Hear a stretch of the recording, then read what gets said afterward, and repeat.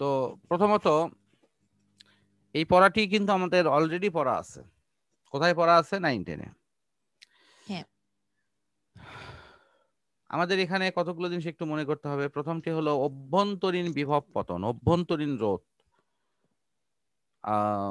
এটি কি আসলে? মানে কোষের অভ্যন্তরে যে যে মানে কোষের নিজস্ব একটা রোধ আছে, এটা হচ্ছে কোষের অভ্যন্তরীণ রোধ। আর কোষের মধ্যে এই রোধ থাকার কারণে তড়িৎ প্রবাহ হওয়ার সময় কিছুটা বিভব ওখানে পতিত হয়, মানে কিছুটা বিভব ওখানে ফল করে, সেটা হচ্ছে মানে কোষে যে বিভব পতন হয়। আচ্ছা, ফাইন, থ্যাংক ইউ। তো এখানে অভ্যন্তরীণ রোধটা হয় হলো আমরা ওই অর্থেই যে কোষের ভেতরে যে বিভিন্ন রাসায়নিক পদার্থগুলো বিক্রিয়া করে, বিক্রিয়া করার সময় বিদ্যুৎ চলাচলে একটা বাধা তৈরি হয়। এই বাধার থেকে কিন্তু অভ্যন্তরীণ রোধের প্রসঙ্গটি আসছে। এটা কিন্তু এরকম না যে ওটি সত্যি সত্যি কোনো একটা রোধ লাগানো থাকে, তা কিন্তু না।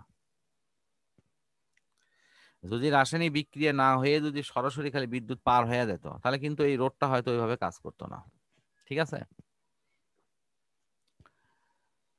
তো হ্যাঁ, যেহেতু এই যে ভেতরে বিদ্যুৎ প্রবাহের সময় ওই বিক্রিয়াটি সম্পন্ন হয় এবং ওই বিক্রিয়াকে কেন্দ্র করে তড়িৎ প্রবাহ যেটুকু হ্রাস পায়, যেটুকু কমে যায়, সেটা যেহেতু আমাদের কোনো উপকারে আসে না, সেই কারণের জন্য এটিকে সিস্টেম লসের মতো ধরা হয়, যে ইন্টারনালি তার এই বিভব পতনটা হয়েছে এবং এভাবে কাজ করছে।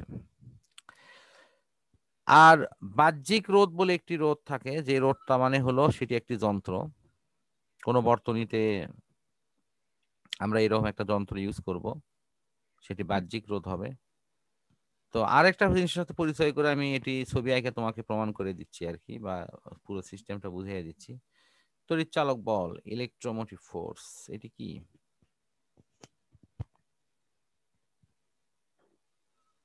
তড়িৎচালক বল। প্রথম প্রশ্ন হলো তড়িৎকে চালায় যে বল। হ্যাঁ, মানে একটু তড়িৎচালক বলের যে সংজ্ঞাটা দেওয়া আছে সেটা হচ্ছে যে যে আহ না, আমি আমি কঠিন সংখ্যায় পরে যাব। আচ্ছা, গাড়ির চালক কাকে বলে?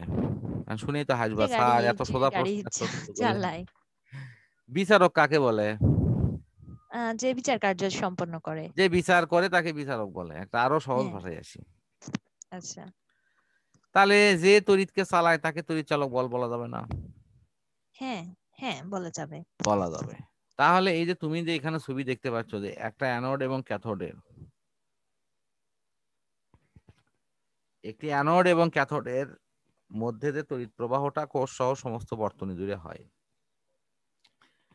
তা আমি যদি মানে ইলেকট্রনের মতবাদেও বলি যে ইলেকট্রনটা সমস্ত বর্তনী ঘুরে আবার ওই জায়গাতে ফেরত আসবে, হুম, অথবা বিদ্যুতের প্রচলিত নিয়ম অনুসারে যদি বলি একক ধনাত্মক চার্জ কোষ সহ সমস্ত বর্তনী ঘুরে ওই একই জায়গায় ফেরত আসবে। এটি কি এমনি এমনি আসবে? আমি না, যদি এখান থেকে ফু মন্ত্র দিয়ে বললাম যে ভাই ইলেকট্রন তুমি ঘোরা শুরু করো, ইলেকট্রন বলার সাথে ঘুরবে? না, না, তাকে কেউ না কেউ উদ্বুদ্ধ করবে, কেউ না কেউ তাকে বাধ্য করবে। যে শক্তি ওই ইলেকট্রনকে চলাচলে সাহায্য করে, উদ্বুদ্ধ করে, বা আমি বলবো বাধ্য করে, হুম, সেটি তড়িৎচালক বল।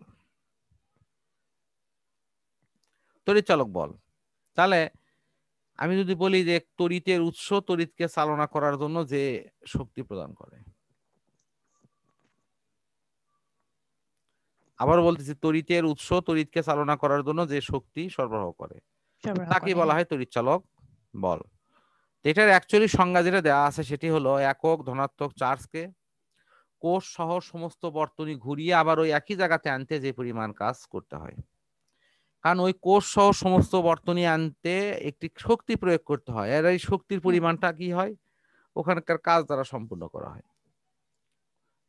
ওখানে কি পরিমাণ কাজ হলো, সে কারণের জন্য এই সংজ্ঞাটা এভাবে কিন্তু দেয়া আছে। এবং পরবর্তীতে তুমি দেখতেও পাবা যে একক ধনাত্মক চার্জকে কোষ সহ সমস্ত বর্তনী ঘুরিয়ে আনতে যে পরিমাণ কাজ হয় সেটি হলো তার তড়িৎচালক শক্তি। তো আমরা তড়িৎচালক বল নিয়ে আমরা একটু পরে দেখতেছি। এখানে আরেকটু কিছু কিছু ইয়া দেওয়া আছে। তড়িৎ প্রবাহ, এটি তো ধারণা আমাদের আছে যে একক সময়ে নির্দিষ্ট কোন পরিবাহকের মধ্য দিয়ে যে চার্জের মানে গতিশীলতা থাকে সেটি তড়িৎ প্রবাহ। আর আমাদের আধুনিক যে অপশন সেটিতে দেওয়া হয় হলো কি একক সময়ে এই যে একক ধন চার্জ, যেটিকে আমরা বর্তমানে আধুনিক মতবাদে বলতেছি হলো ইলেকট্রন। ঠিক আছে, এই হ্যাঁ ইলেকট্রনকে হ্যাঁ সমস্ত অপশন থেকে ঘুরিয়ে নিয়ে আসার সিস্টেম।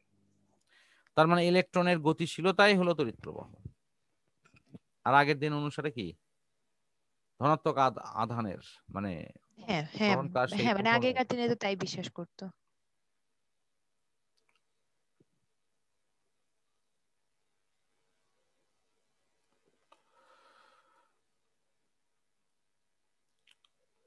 তড়িৎ প্রবাহের প্রকৃতি, প্রবাহটা কেমন হবে? প্রবাহটা দুরকম, একটা এসি আর একটা হলো ডিসি। হুম এসিটা হলো কি অল্টারনেটিভ, এটি প্রতিনিয়ত দিক পরিবর্তন করে, বাংলাদেশে প্রতি সেকেন্ডে এটি 50 বার দিক পরিবর্তন করে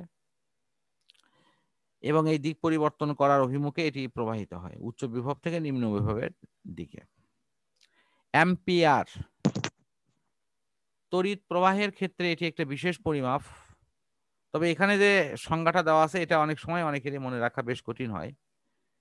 তা আমি শুধু একটা মান মনে রাখতে বলবো, তাহলে বাকি সংজ্ঞা নিয়ে এত টেনশন করার কিছু নেই। প্রতি একক দৈর্ঘ্যে 2 × 10⁻⁷ নিউটন বল ক্রিয়া করে, এই মানটা। তো সেখানে কি বলা হচ্ছে, এই সংজ্ঞাটা হলো এরকম যে এই জায়গাতে একটা তার, এখানে একটা তার। ভালো করে দেখো যে অসীম দৈর্ঘ্যের উপেক্ষণীয় প্রসেসের দুটি সমান্তরাল।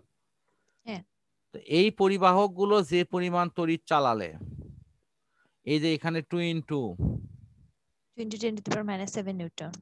কথা বুঝছো কি, তাহলে তখন তখন যে প্রবাহ মাত্রাটা হবে সেটা হলো 1 অ্যাম্পিয়ার। হুম আর কুলম তো আমরা জানি যে তড়িৎ প্রবাহের ক্ষেত্রে তোমার চার্জের একক। তারণ বেগটা কি? ইলেকট্রন বা চার্জকে তাড়া দিলে তারা যে বেগ অর্জন করে সেটি হলো তারণ বেগ। তো তাড়া দেওয়া মানে কি, মুক্ত ইলেকট্রন গুলো একটা নির্দিষ্ট স্পিড নিয়ে ছোটা শুরু করবে। তো এইগুলোর হ্যাঁ, সবারই তো স্পিড এক হবে না, ভিন্ন ভিন্ন হবে। ভিন্ন ভিন্ন এই হবে, এর সবগুলোর জন্য গড় স্পিডকে বেগ যোগ নিতে করে হবে। ওই সংখ্যা দ্বারা ভাগ করলে আমরা একটা গড় বেগ পেয়ে যাব। হ্যাঁ তাহলে এখানেও সেই কথাটা উল্লেখ আছে, যে গড় বেগে প্রবাহিত হয় সেটি হলো এর হলো তারণ বেগ। হুম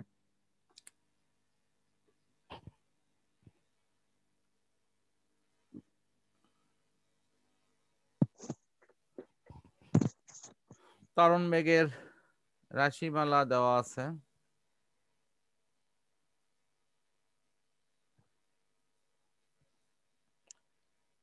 এই যে কোষের অভ্যন্তরীণ রোধ, প্রবাহ ঘনত্ব, এই ডেনসিটিটা শেষ করে নেই যে একটা আমি প্রবাহ ঘনত্বর ক্ষেত্রে মনে হয় তোমাকে আমি এই ব্যাপারটা বলবো। এটা হলো মোটা তার আর এটা হলো সরু তার। এই সরু তারের মধ্যে একসাথে তোমার 3টে গাড়ি বা 2টে গাড়ি চলছে, আর এখানে বড় মোটা তার কিন্তু গাড়ি যাচ্ছে মাত্র একটা করে। হ্যাঁ এখানে 3টা গাড়ি যে স্পিড নিয়ে যাচ্ছে, ধরো এই 3টা গাড়ি প্রত্যেকের স্পিড হলো 20 একক, এখানে একটা করে গাড়ি তার চেয়ে 3 গুণ বেগ নিয়ে যাচ্ছে, 60 একক বেগ। হুম হুম গাড়ি কিন্তু এই জায়গাতে যদি আমি একটা রশি টেনে রাখি তাহলে এখানেও প্রতি 10 সেকেন্ড পর পর গাড়ি যতগুলো যাবে, এই জায়গাতে একটা রশি টেনে রাখলে ওখানেও কিন্তু সেম যাবে, কিন্তু গাড়ি কিন্তু এখানে 3টে একসাথে যাচ্ছে, তার মানে এটার প্রবাহ ঘনত্ব বেশি কিন্তু স্পিড কম। হ্যাঁ আর আগেরটার কি হচ্ছে, প্রবাহ ঘনত্ব কমে দেওয়া হচ্ছে, স্পিড বেড়ে দেওয়া হচ্ছে। স্পিড বেড়ে দেওয়া হয়েছে। হ্যাঁ আশা করি এই প্রবাহ ঘনত্ব আর মূল প্রবাহের ব্যাপারটা মোটামুটি ক্লিয়ার।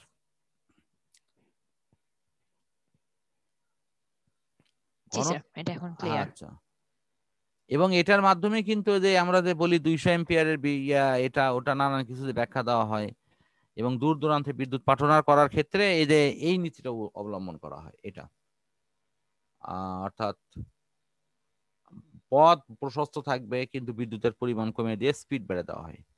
স্পিড যত বাড়বে তখন ওই বিদ্যুৎটা তত বেশি ধ্বংসাত্মক হবে এবং তার ভোল্টেজও বৃদ্ধি পাবে। আজকের শেষ পড়ার দিকে আমরা চলে আসতেছি প্রায়, সেটি হলো কোষের অভ্যন্তরীণ রোধ, যেটি নিয়ে আমি অলরেডি আলোচনা করেছি, যে কোষের অভ্যন্তরে যে বিদ্যুৎ চলাচলের ক্ষেত্রে বাধা সৃষ্টি হয়, বিক্রিয়া করে, যেখানে অ্যানোড এবং ক্যাথোড অবস্থান করে। তো এর ভিতরে ক্রিয়া প্রতিক্রিয়াতে রোধের যে বাধাটি সৃষ্টি হয় সেটাই হলো অভ্যন্তরীণ রোধ। এটা এখানকার বিষয়ে আছে। তড়িৎচালক বল, দেখো আমি এই সংজ্ঞাটা দিয়েছি, কিন্তু একক ধনাত্মক চার্জকে কোষ সমেত সমস্ত বর্তনী ঘুরিয়ে আনতে যে পরিমাণ কাজ হয়, এটা যে পরিমাণ কাজ হয়।